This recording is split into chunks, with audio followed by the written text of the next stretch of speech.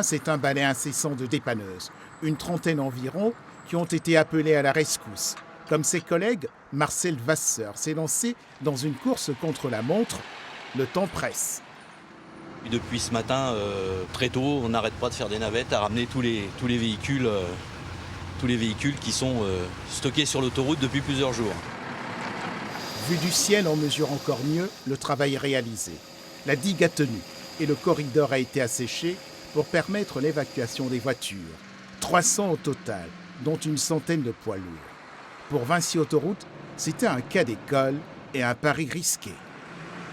Le soulagement est manifeste, on arrive enfin à accéder à ces véhicules qui étaient pris entre deux nappes d'eau et on va les dégager pendant toute l'après-midi et toute la journée. Ce qui va se passer après, c'est qu'on devra effectivement s'attaquer aux inondations qui restent sur les 4 parties d'autoroute pour faire baisser les flaques au fur et à mesure.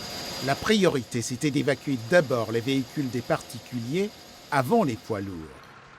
À Sercotte, chez ce dépanneur, les propriétaires viennent les uns après les autres récupérer leurs biens. Ils commençaient à trouver le temps long. Voilà. Merci beaucoup. De rien. Ah, ça va nous débloquer la situation. J'étais bloqué pendant une semaine, je n'ai pas pu aller au travail. Et demain, j'espère retrouver l'autoroute au niveau de Orléans Centre pour me rendre à Blois chez mon employeur. Si certains repartent le cœur léger, d'autres ont encore du souci à se faire.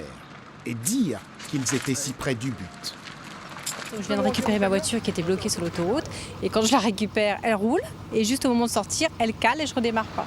En début de soirée, toutes les voitures étaient sorties de l'autoroute. À 10, ne restait encore que quelques poids lourds. Quant à la reprise de la circulation, il faudra encore attendre.